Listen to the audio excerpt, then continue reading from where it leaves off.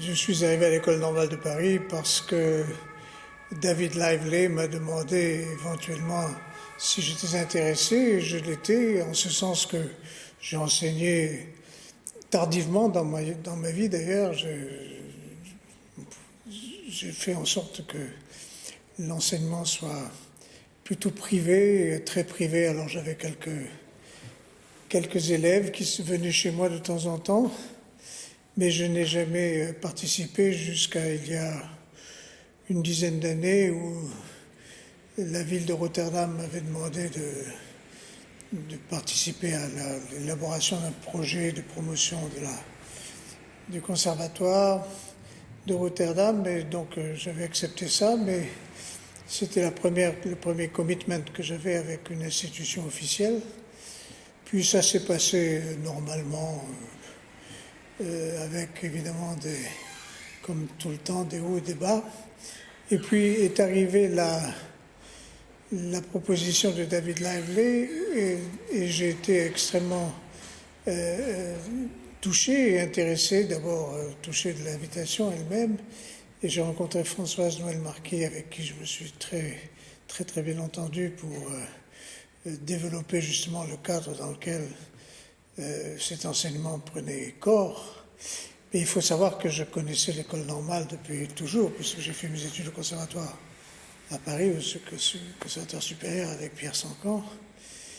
Et mon maître avant Sancan était Yves Nat, qui était lui-même, à qui Pierre Sancan a succédé, qui était lui-même professeur au conservatoire. Et donc j'ai fait en sorte de comprendre que, avec l'expérience de toute ma vie et toute ma carrière, l'éducation musicale, qui est sûrement un des volets éducatifs les plus complexes, les plus difficiles à définir, parce que c'est sur la base d'un talent qui est donné plus ou moins par la nature, avec des spécificités qu'il faut découvrir, cultiver, essayer de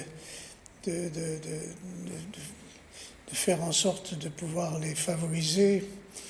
Et ça demande beaucoup d'aptitude, je veux dire. Il faut s'adapter à beaucoup de situations diverses. Et c'est ce qui a fait que je me suis tout de suite senti à l'aise pour répondre à cette offre. Et je n'en suis pas du tout déçu, bien au contraire, très enthousiaste là-dessus. Premièrement, j'ose croire, et si je lis les listes des professeurs qui sont à l'école normale, je vois un prestigieux panel de professeurs, tous autant qu'ils sont, et je vois aussi une attirance des élèves pour justement répondre, peut-être même de plus en plus depuis quelques années, et à mon avis ça va se développer, pour répondre à une certaine liberté d'adaptation en fonction des désirs que les jeunes peuvent avoir dans leur projet d'avenir, n'est-ce pas? En 2020 et 2021, l'avenir n'est pas le même que celui que l'on avait quand on était en 1960 ou en 1970. Et tenant compte de ces facteurs qui sont donc dans tout l'environnement, je crois que le désir d'avoir une institution qui vous donne la possibilité de vous exprimer en ayant des projets est une chose qui est l'exemple même de l'école normale depuis toujours, mais qui va se développer et qui devra se développer tous azimuts, parce qu'il y a une nécessité de comprendre l'individu et de l'intégrer. On parle beaucoup d'intégration avec phénomène racial, phénomène tout ça, mais il y a une intégration de l'humain dans la société qui reste toujours à faire, n'est-ce pas, avec son projet, avec sa capacité à s'insérer dans un système, et ce système doit lui donner en retour quelque chose. Ce que l'on donne à un musicien à l'heure actuelle, on ne lui donne pas beaucoup d'espoir.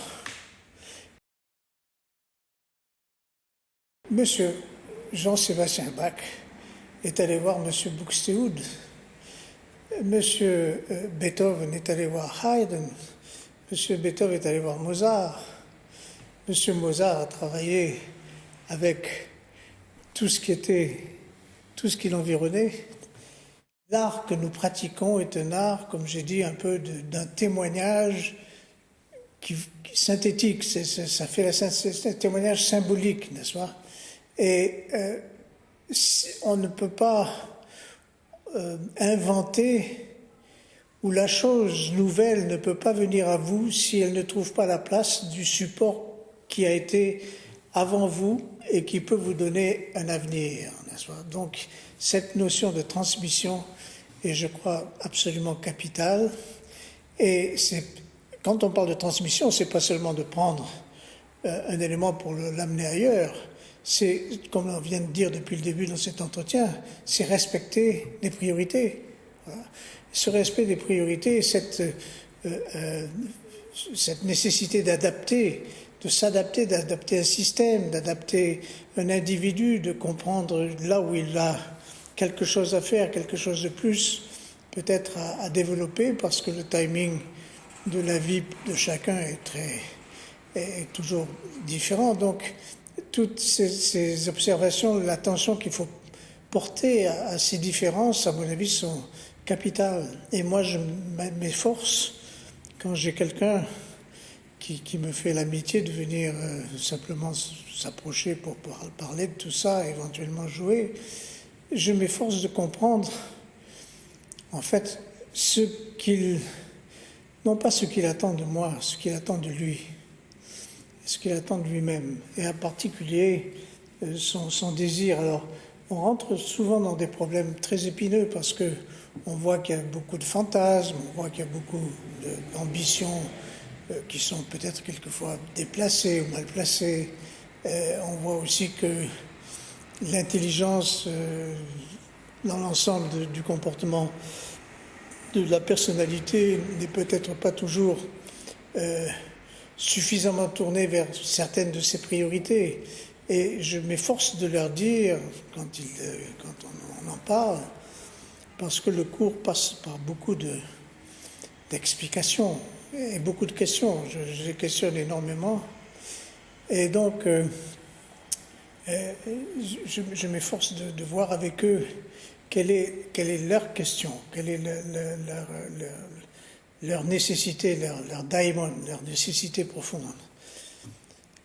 Et finalement, je m'aperçois que chaque fois que j'ai eu un contact avec cette génération-là, j'ai plutôt senti une gratitude de leur part qu'un ennui. Ils étaient plutôt en demande.